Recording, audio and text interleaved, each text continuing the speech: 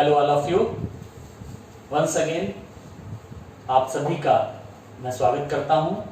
मैं आशीष पाठक ऑप्टिक्स के बारे में आजकल आपसे लगातार वीडियोस में चर्चा कर रहा हूं और आज ऑप्टिक्स की इसी सीरीज में एक बहुत ही इंपॉर्टेंट टॉपिक को लेकर आपसे जुड़ रहा हूं। न केवल ये टॉपिक एग्जामिनेशन की दृष्टि से बहुत महत्वपूर्ण है, बल्कि हमारी डेली लाइफ में भी हम सब के लिए बहुत इंपॉर्टेंट यूज का ये टॉपिक है।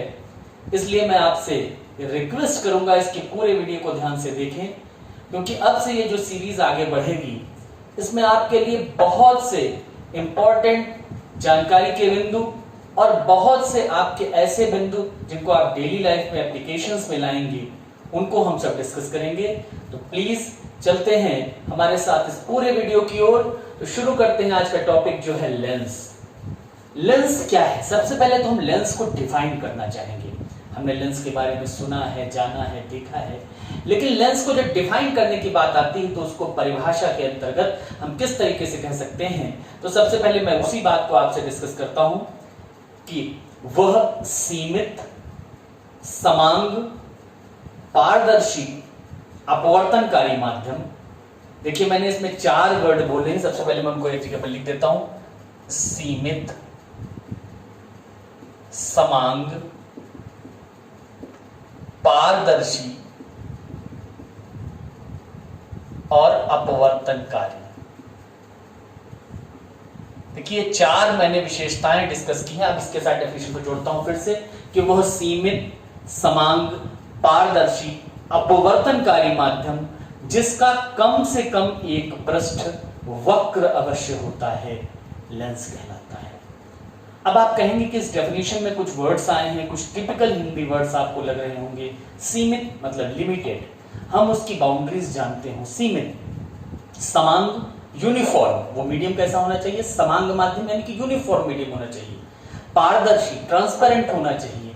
और अपवर्तनकारी यानी कि उसके थ्रू रिफ्रैक्शन हो सके ऐसा एक माध्यम जिसका कम से कम एक सरफेस स्फेरिकल हो। तो ऐसा अगर कोई हमको मिलता है सरफेस, ऐसा कोई मीडियम मिलता है, ऐसा कोई माध्यम मिलता है, तो उसे हम लेंस कहते हैं। आमतौर पर हम लोग 2 तरीके के लेंसों से परिचित हैं। एक वो लेंस जो बीच में मोटे और किनारों की ओर पतले होते हैं, और दूसरे वो लेंस जो किनारों पर मोटे और बीच में पतले होते हैं। इन्हीं दोनों लेंसों से हम लोग अभी तक जानते हैं। हाँ, निश्चित रूप से ये 2 मुख्य प्रकार हैं लेंस के। तो लेंस के जो 2 मुख्य प्रकार हैं उसमें पहला है उत्तल लेंस। उत्तल लेंस जिसे हम कॉन्वेक्स लेंस कहते हैं, कॉन्वेक्स लेंस कहते हैं। और दूसरा है हमारे पास अवतल लेंस, अवतल लेंस जिसे हम कॉनकेव लेंस कहते हैं। अब आप देखें, अभी मैंने जैसा कहा कि कॉन्वेक्स लेंस या उत्तल लेंस क्या है। उत्तल लेंस वही लेंस है जिसको मैंने आपसे बताया जो किनारों पर पतला होता है और बीच में मोटा होता है, यानी कि स्पर्श करके भी हम इसकी पहचान कर सकते हैं। जो बीच में उभरा हुआ हमको नजर आएगा, छूने से उभरा हुआ प्रतीत होगा, और किनारों पर पतला होगा, वो उत्तल लेंस या कॉन्वेक्स लेंस होगा। और वो लेंस जो बीच में धंसा हुआ होता है, किनारों पर चौड़ा उभरा हुआ होता है, तो हमारे पास जो बीच में धंसा हुआ हो, किनारों पर उभरा हुआ हो, वो क्या कहलाएगा हमारे पास? वो कहलाएगा कॉनकेव लेंस या अवतल लेंस। अब जब हमारे पास ये 2 तरीके के लेंसेज हमने जान लिए, तो हम ये भी जाने कि क्या इन लेंसेज में भी कोई कैटेगरी है, कोई वर्गीकरण किया गया है कि उत्तल लेंस भी मुख्यतः हम देखें 3 तरीके के हम इनको विभाजित करते हैं उत्तल लेंस को। एक तो ये उत्तल लेंस है जिसको हम कहते हैं, आप देखेंगे इस उत्तल लेंस में दोनों हमारे जो इसके पृष्ठ हैं, ये जो घिरा हुआ है, इसके दोनों पृष्ठ क्या हैं? उत्तल हैं, उभरे हुए हैं। तो दोनों पृष्ठ जब उभरे हुए होते हैं तो इसको हम कहते हैं द्विउत्तल लेंस। इसको हम क्या नाम देते हैं? द्विउत्तल। ध्यान दीजिएगा स्टूडेंट्स, बहुत इंपॉर्टेंट चीज है द्विउत्तल। ये हमारे पास दोनों तरफ से उभरा है, इसलिए द्विउत्तल। और आमतौर पर व्यवहार में हम सामान्य तौर पर द्विउत्तल को ही उत्तल के लिए शब्द प्रयोग करते हैं। तो ये द्विउत्तल लेंस हो गया। जो दूसरा हमारा इस उत्तल लेंस की कैटेगरी का दूसरा लेंस है, वो है हमारे पास ऐसा लेंस जिसमें हमारे पास एक सरफेस प्लेन है और एक सरफेस उत्तल है, उभरी हुई है। मैंने आपसे कहा था कि लेंस की डेफिनेशन में कम से कम एक पृष्ठ का वक्र होना आवश्यक है। तो इसमें देखिए ये पृष्ठ जो है, इधर का पृष्ठ जो है हमारा, ये समतल हो गया और ये उभरा हुआ पृष्ठ है, ये उत्तल पृष्ठ है, इसलिए ये हमारे पास कहलाता है समतल उत्तल लेंस या समतलोत्तल लेंस। ये कहलाता है समतलोत्तल लेंस, ये कहलाता है हमारे पास। ये द्विउत्तल दोनों उभरे पृष्ठ, ये एक पृष्ठ समतल है, इसलिए ये कहलाता है हमारे पास समतलोत्तल लेंस। और जो तीसरे प्रकार का कैटेगरी है उत्तल लेंस की, उसमें आप देखें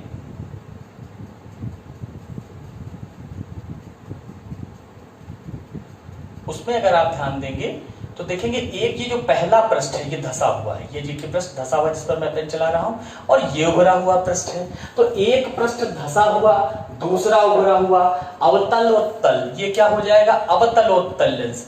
अवतलोत्तल लेंस इसको हम कहेंगे, क्योंकि इसमें एक पृष्ठ अवतल है और दूसरा उत्तल है। इस प्रकार से उत्तल लेंस के 3 प्रकार के उत्तल लेंस हो गए। मैंने आपसे कहा एक द्विउत्तल, एक समतलोत्तल और एक अवतलोत्तल। निश्चित रूप से आपको समझ में आया होगा। और मैंने ये भी कहा कि सामान्य बोलचाल में हम आगे जब उत्तल शब्द कहते हैं तो वो द्विउत्तल से ही उसका तात्पर्य या आशय होता है।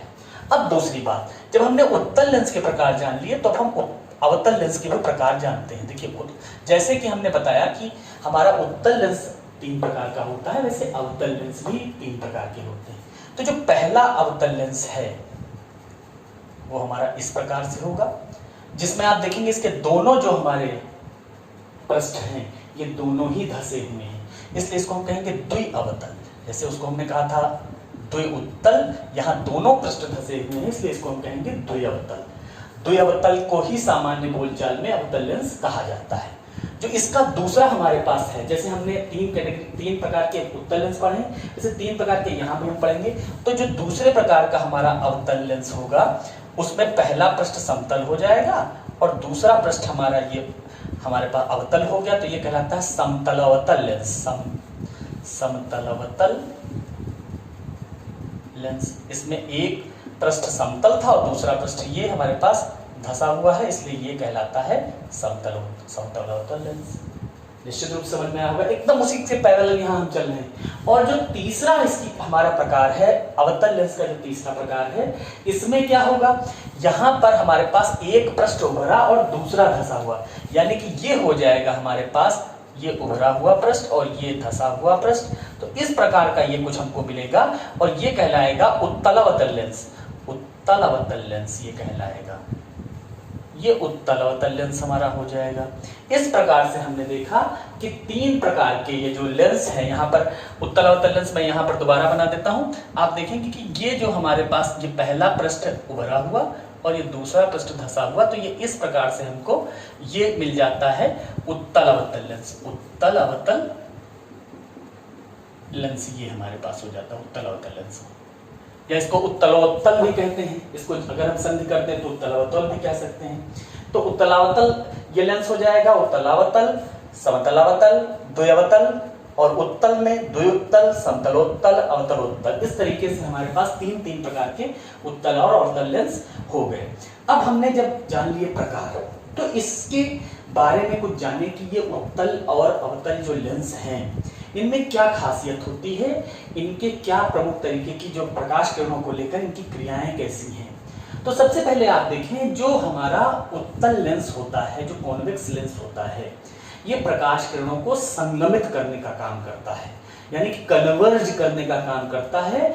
तो इसको हम या अभिसरित करने का काम करता है। मैंने 3 शब्द बोले हैं, एक संगमित करना, अभिसरित करना, दोनों हिंदी में, और उसी को इंग्लिश में कहते हैं कन्वर्ज करने का काम होता है, इसलिए कन्वर्जिंग लेंस है। तो उत्तल लेंस किस प्रकार से किरणों को संगमित करता है, और अवतल लेंस का क्या काम होता है? अवतल लेंस प्रकाश किरणों को अपसरित करता है, उनको अपसरित करता है या उनको फैलाता है, डाइवर्स करता है, इसलिए उसको अपसारी लेंस कहते हैं। तो ये किस प्रकार से होता है इसको थोड़ा सा ये समझते हैं।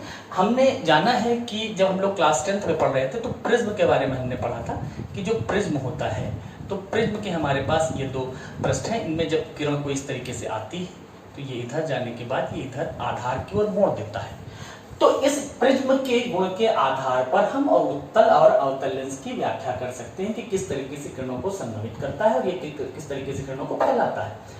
हम ये मान सकते हैं कि जो उत्तल लेंस है वो अनेक, ये जो कोण होता है प्रिज्म में, इसको जिसको कहते हैं प्रिज्म कोण, तो अनेक जो हमारे पास छोटे प्रिज्म कोण वाले प्रिज्मों का संयोजन इस प्रकार है कि उन सभी प्रिज्मों का आधार मुख्य अक्ष की ओर हो लेंस की। ये मुख्य अक्ष है जो वहां से बीच से गुजरती है, ये कहलाती है मुख्य अक्ष कहलाती है।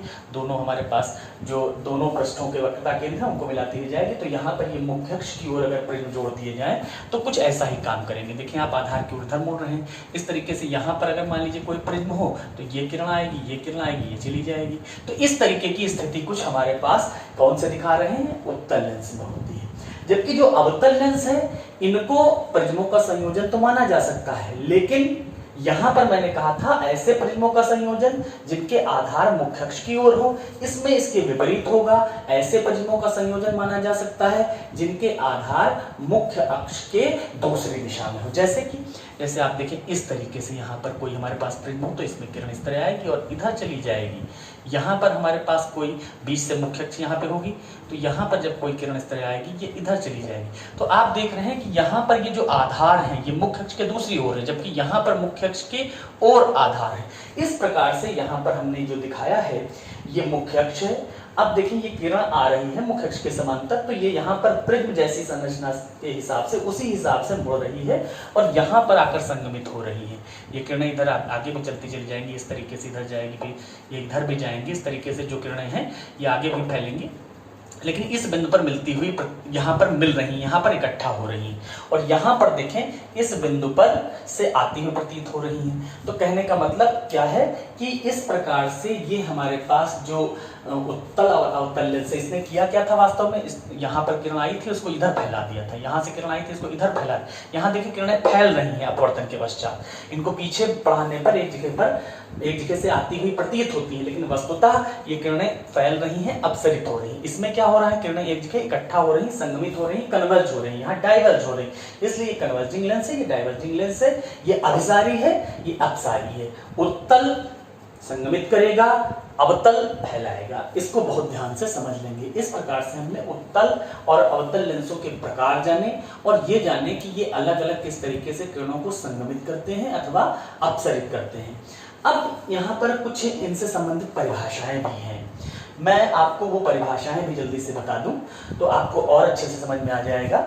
उत्तल और अवतल लेंस से संबंधित कुछ परिभाषाओं को आपसे हम जल्दी से डिस्कस कर लेते हैं कि देखें वो परिभाषाएं क्या हैं। तो जैसे कि हमने दर्पण में कुछ परिभाषाएं जानी थी तब आगे हम बढ़े थे, वैसे यहाँ पर भी हम कुछ परिभाषाओं की बात करते हैं। तो सबसे पहले हम बात करेंगे यहाँ पर प्रकाशिक केंद्र की बात करेंगे, हम लेंस के प्रकाशिक केंद्र की बात करेंगे, ऑप्टिकल सेंटर की बात करेंगे। देखिए प्रकाशिक केंद्र क्या है, अगर हमारे पास कोई लेंस हो इस तरीके से, ये इसकी मुख्य अक्ष है, आप देखेंगे ये लेंस आपको देखने में लग रहा होगा, ये उत्तल लेंस मैंने लिया है, यहां पर आपको लग रहा होगा कि ये थोड़ा सा बीच में ज्यादा चौड़ा है, यानी कि ये मोटाई वाला लेंस है, इसकी मोटाई पर्याप्त है। ऐसा अगर लेंस है तो मान लीजिए एक किरण यहाँ आती है, वो अपवर्तन के बाद इस तरीके से हो जाएगी, फिर इधर निकल जाएगी, यानी कि ये आपतित किरण होगी और ये निर्गत किरण होगी। बीच में हमारे पास ये क्या होगी, हमारे पास ये अपवर्तित किरण होगी। अब आप देखेंगे कि अगर इस किरण को हम पीछे बढ़ाएं, निर्गत किरण को, और इसको थोड़ा सा आगे बढ़ाएं, तो आपको यहाँ से नजर आएगा कि जो हमारी आपतित किरण थी और जो निर्गत किरण थी ये परस्पर समांतर है। इसी तरीके से अगर हम अवतल लेंस ले लें, अगर हम अवतल लेंस की स्थिति लें, ये हमारे पास एक अवतल लेंस हम ले लें, इसमें हम यहाँ पर ले लें, तो यहाँ पर भी कुछ ऐसी ही स्थिति नजर आएगी हमारे पास। यहाँ से भी जो किरण आएगी वो इधर की तरफ जो फैलेगी या निकलेगी, इसको भी हम लोग देखेंगे। तो हमको सबसे पहले उत्तल लेंस के लिए मैं डिफाइन कर दूं, फिर हम अवतल लेंस के लिए आपको बताएंगे कि किस तरीके से होता है। इसमें भी कुछ इस तरीके से होता है, यहाँ से किरण आती है, फिर इस तरीके से आती है, फिर इस तरीके से निकल जाती है, तो यहाँ पर भी ये स्थिति बनती है। तो कहने का अर्थ ये है कि अगर हम प्रकाशिक केंद्र की परिभाषा मोटे लेंस के लिए बताना चाहें तो हम ये कहेंगे कि मुख्य अक्ष पर स्थित वह बिंदु जहां से होकर जाने वाली अपवर्तित किरण के लिए आपतित और निर्गत किरणें परस्पर समांतर होती हैं, मुख्य अक्ष को जहां पर काटता है वही क्या कहलाता है? प्रकाशिक केंद्र कहलाता है। फिर से सुने, यहाँ पर परिभाषा थोड़ी सी आपको एक बार में नहीं समझ में आई होगी, मैं रिपीट करता हूँ कि वह अपवर्तित किरण जिसके लिए लेंस पर आपतित और निर्गत किरणें परस्पर समांतर होती हैं, वह अपवर्तित किरण जिसके लिए आपतित और निर्गत किरणें परस्पर समांतर होती हैं, मुख्य अक्ष को जिस बिंदु पर काटती है, देखिए यहाँ काट रही है अपवर्तित किरण वो क्या कहलाता है? लेंस का प्रकाशिक केंद्र कहलाता है। यहाँ भी देखिए आप, इस अपवर्तित किरण के लिए आपतित और निर्गत किरणें परस्पर समांतर हैं, तो ये जहां पर काटेगी ये क्या कहलाता है? लेंस का हमारे पास प्रकाशिक केंद्र कहलाता है। लेकिन ये परिभाषा मोटे लेंसों के लिए सही है, जब लेंस हमारा पर्याप्त मोटाई का होता है। आमतौर पर जो हम लोग व्यवहार में लेते हैं वहां पर लेंस हमारा बहुत मोटा नहीं होता है। लेंस को हम यहाँ पूरे चैप्टर में आगे जब डिस्कस करेंगे तो बहुत मोटा लेंस नहीं लेंगे, पतले लेंसों की हम बात करेंगे। तो प्रकाशिक केंद्र की परिभाषा हम पतले लेंसों के लिए बता दें आपको। पतले लेंसों के लिए क्या होता है? अगर लेंस हमारे पास इस तरीके से बहुत मोटा नहीं है, इस तरीके का लेंस है, या हमारे पास अवतल लेंस भी बहुत मोटा नहीं है, पतला अवतल लेंस है,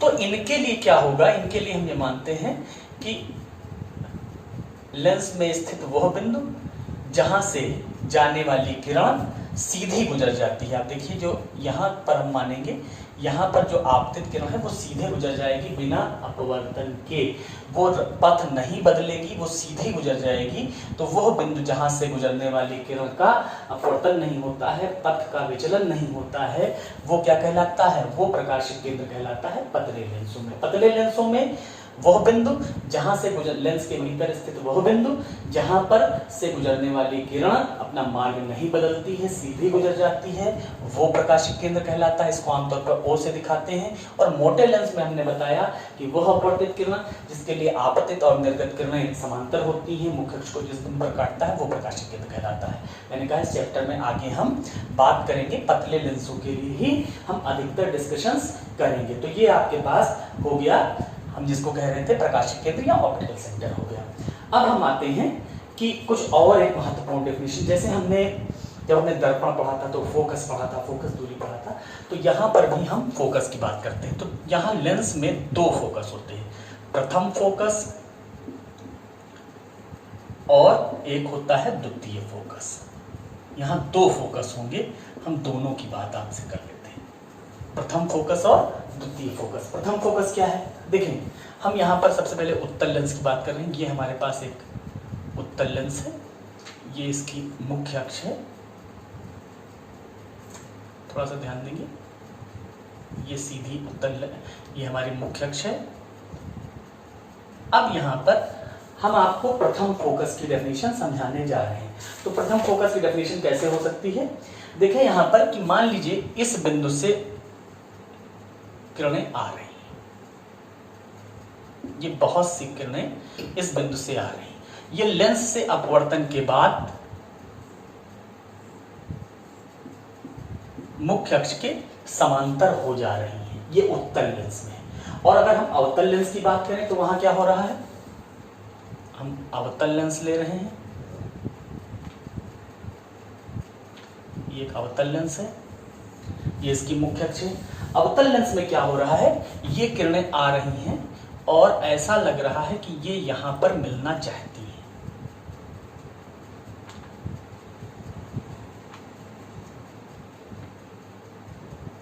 ऐसा प्रतीत होता है कि ये इस बिंदु पर मिलना चाहती है, मगर यहां से अपवर्तन के बाद ये इस तरीके से मुख्य अक्ष के समांतर हो जा रही हैं, तो हमारे पास ये किरणें आ रही हैं और इधर ये चली जा रही हैं। तो अब आप देखें कि दो स्थितियां हमने एक उत्तल की दिखाई, एक अवतल की दिखाई। इसका कहने का अर्थ अगर हम परिभाषा के रूप में इसको बताना चाहें तो उत्तल लेंस के लिए प्रथम फोकस की परिभाषा हम ये दे सकते हैं कि मुख्य अक्ष पर स्थित वह बिंदु जहां से आने वाली किरणें लेंस से अपवर्तन के पश्चात मुख्य अक्ष के समांतर हो जाती हैं, वो लेंस का, उत्तल लेंस का प्रथम फोकस कहलाता है। अवतल लेंस के बारे में हम क्या कहना चाहेंगे कि मुख्य अक्ष पर स्थित जिस बिंदु की ओर आने वाली किरणें अवतल लेंस से अपवर्तन के पश्चात मुख्य अक्ष के समांतर हो जाती हैं, वह बिंदु क्या कहलाता है? अवतल लेंस का प्रथम फोकस कहलाता है। इसको F1 से प्रदर्शित करते हैं। ध्यान देंगे, उत्तल लेंस में हमको प्रथम फोकस इधर बाईं ओर मिला है और अवतल लेंस में दाहिनी ओर हमको प्रथम फोकस मिला है। फिर से परिभाषा समझ लीजिए।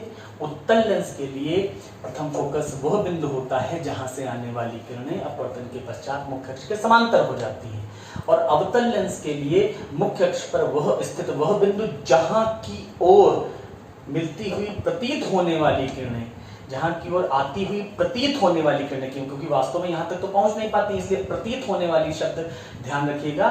वहां की ओर मिलती हुई प्रतीत होने वाली किरणें अपवर्तन के पश्चात अवतल लेंस से मुख्य अक्ष के समांतर हो जाती हैं, उसे हम अवतल लेंस का प्रथम फोकस कहते हैं। और जो इसका प्रकाशिक केंद्र होगा O, उस प्रकाशिक केंद्र O से प्रथम फोकस तक की दूरी को हम इसकी प्रथम फोकस दूरी कहेंगे, उसको हम F1 से दिखा देंगे। यहाँ पर ये इसकी कहलाएगी प्रथम फोकस दूरी। तो ये हमारे पास प्रथम फोकस और प्रथम फोकस दूरी की परिभाषा हो गई। अब हम द्वितीय फोकस भी जान लें, द्वितीय फोकस और द्वितीय फोकस दूरी क्या होता है, क्योंकि जब मैंने कहा कि दो प्रकार के फोकस होते हैं तो निश्चित रूप से आपको ये भी जानना आवश्यक है कि द्वितीय फोकस क्या होता है। तो द्वितीय फोकस हम देखें, उत्तल लेंस के बारे में हम देखते हैं। देखिए ये उत्तल लेंस है हमारा, इसमें ये इसकी मुख्य अक्ष है। अब हमारे पास मुख्य अक्ष के समांतर किरणें आ रही हैं, इधर आ रही हैं, ये आ रही हैं, ये आ रही हैं। ये किरणें लेंस से इनका अपवर्तन होगा और ये अपवर्तन के बाद जैसा मैंने कहा था ये संगमित होती हैं, एक बिंदु पर मिलेंगी, ये इधर इधर इधर इधर। तो लेंस के मुख्य अक्ष के समांतर आने वाली किरणें, उत्तल लेंस के मुख्य अक्ष के समांतर आने वाली किरणें मुख्य अक्ष के जिस बिंदु पर मिलती हैं जाकर के, यही हमारा एक्चुअली यही हमारा मुख्य फोकस भी कहलाता है। तो यही द्वितीय फोकस कहलाता है हमारे पास, जहां पर मिलती हैं समांतर आने वाली किरणें उत्तल लेंस की स्थिति में। और अवतल लेंस में क्या होता है? अवतल लेंस में आप ध्यान दें, ये हमारे पास अवतल लेंस है, ये इसकी हमारे पास मुख्य अक्ष है। इसमें क्या होगा, ये समांतर आने वाली किरण इधर होगी, ये किधर होगी, ये इधर होगी, ये इधर होगी। अब आप देखिए क्या होगा, ये यहाँ अपवर्तन के पश्चात इधर आई है, इधर आई है, इधर आई है, क्या होगा, ये इधर की तरफ फैलेगी। ये ध्यान देंगे, इसको हम पीछे बढ़ाएंगे तो यहाँ पर इसको हम पीछे बढ़ाते हैं तो ये इस तरीके से है, और ये इधर चली जाएगी, और यहाँ से इसी तरीके से ये जो होगी